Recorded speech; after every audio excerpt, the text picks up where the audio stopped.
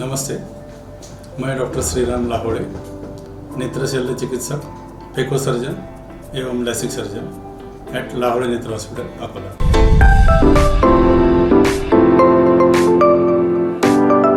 आज हम एक महत्वपूर्ण विषय पर चर्चा करेंगे और वो विषय है मोतियाबिंद। मोतियाबिंद किसे कहते हैं? जब अपने आँख में जो नेचुरल लेंस रहता है वो जब उसमें जब धुंधलापन आ जाता है या फिर मोतिया जैसा सफ़ेद हो जाता है या फिर उसको हम ओपेसिटी कहते हैं, तो उसे हम तब मोतियाबिंद हुआ ऐसे कहते हैं, जिसको हम कैटरेक्ट भी कहते हैं। अभी मोतियाबिंद के लक्षण क्या है, इसमें कौन कौन से प्रकार के लक्षण पाए जाते हैं?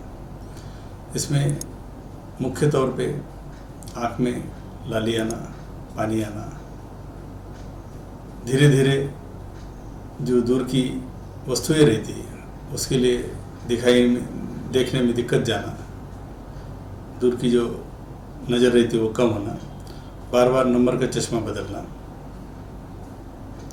और जो रोशनी रहती है रोशनी के ऊपर रंगीन गोले आना, जिसको हम कलर्ड हेयर्स बोलते हैं, ये लक्षण उसमें पाए जाते हैं। दूसरी बात, ये मोतियाबिंद के कारण क्या है, इसमें कौन कौन से प्रकार के मोतियाबिंद पाए जाते हैं?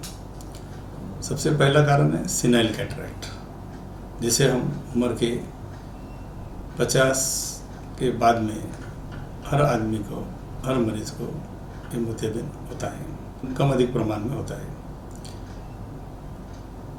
दूसरा एक प्रमुख कारण है जिसमें मुख्य तौर से जिसको कंजेनिटल कैटरेक्ट बोलते हैं, जो बचपन में होता है।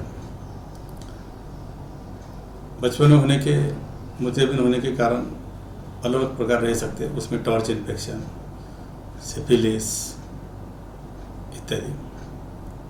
तीसरा एक मुख्य कारण है जिसमें डेवलपमेंटल कैटरेक्ट बोलते हैं, जो बचपन से 18 साल तक के बच्चों में पाए जाते हैं। तीसरा एक कारण है ट्रॉमेटिक कैटरेक्ट, जो आँख को कुछ चोट लगने की वजह से हो सकता है।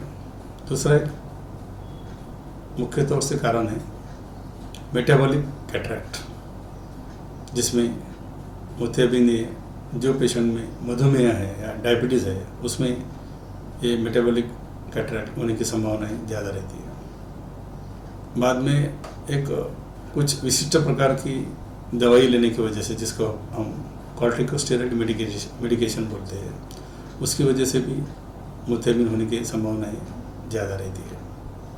अभी हम देखेंगे कि ये मोतियाबिंद के ऊपर किस प्रकार का उपचार किया जा सकता है या किस प्रकार का इलाज किया जा सकता है। शुरुआती दौर में मोतियाबिंद के ऊपर जख्म या चीरा लगा के मोतियाबिंद का या लेंस का ऑपरेशन किया जाता था। अभी धीरे धीरे ये प्रोसीजर में, ये उपचार पद्धति में अभी काफ़ी सारा बदलाव आया हुआ है। अभी के दौर में फेको इमल्सिफिकेशन टेक्निक उसे कहते हैं, जिसमें phaco emulsification foldable lens surgery किया जाता है। फेको इमल्सिफिकेशन प्रोसीजर में मोतियाबिंद के छोटे छोटे टुकड़े किए जाते हैं, जिसमें और ये जो टुकड़े हैं ये फेको मशीन द्वारा, एक फेको प्रोब रहता है, उसके जरिए किया जाता है। तो ये छोटे छोटे मोतियाबिंद के टुकड़े करने के बाद वो मोतियाबिंद के टुकड़े सब किए जाते हैं, और उसी जगह आर्टिफिशियल लेंस, जिसको हम इंट्राओक्यूलर लेंस बोलते हैं, आईओएल जिसे बोलते हैं, वो आईओएल या वो आर्टिफिशियल लेंस उस जगह पे इम्प्लांटेशन किया जाता है या प्रत्यारोपण किया जाता है। इसमें भी और एक अद्ययावत या एडवांस एक टेक्निक है, जिसको हम topical phaco foldable lens surgery बोलते हैं, जिसमें पेशेंट को या मरीज को इंजेक्शन लगाने की ज़रूरत नहीं पड़ती।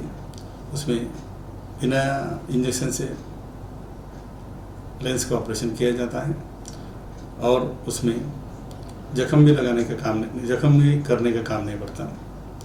तीसरी बात, उसमें एक एनेस्थेटिक ड्रॉप, आई ड्रॉप्स डाल के ये ऑपरेशन किया जाता है और पेशेंट को ऑपरेशन के बाद पट्टी लगाने की भी ज़रूरत नहीं पड़ती है।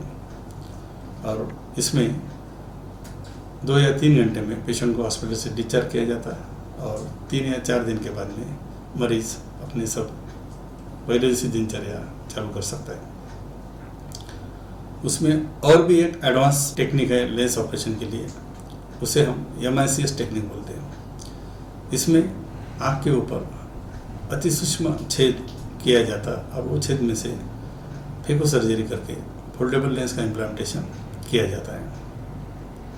अभी हम देखेंगे कि ये मोतियाबिंद ऑपरेशन में या लेंस ऑपरेशन में कौन कौन से प्रकार के लेंस का इस्तेमाल किया जाता है। मुख्य तौर पे इसमें मोनोफोकल लेंस का इम्प्लांटेशन या इस्तेमाल किया जाता है। उसमें भी अलग प्रकार के लेंस रहते हैं, hydrophilic lens, hydrophobic lens, aspheric lens इत्यादि।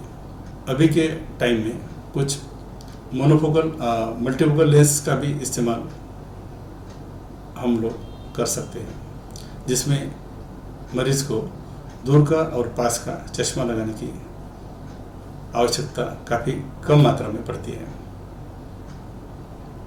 तीसरा लेंस का प्रकार है, उसमें हम टोरिक लेंस बोलते हैं। इसमें जो तिरका चश्मा बोलते हैं उसको, जो तिरछा चश्मा रहता वो लगाने की संभावना काफ़ी कम हो जाती है और पेशेंट की रोशनी काफ़ी स्पष्ट और क्लियर हो जाती है। मैं समझता हूँ कि आज की ये जानकारी आप सभी के लिए भविष्य में आपको इसके बारे में काफ़ी फायदा होगा, यही मैं उम्मीद करता हूँ। Thank you.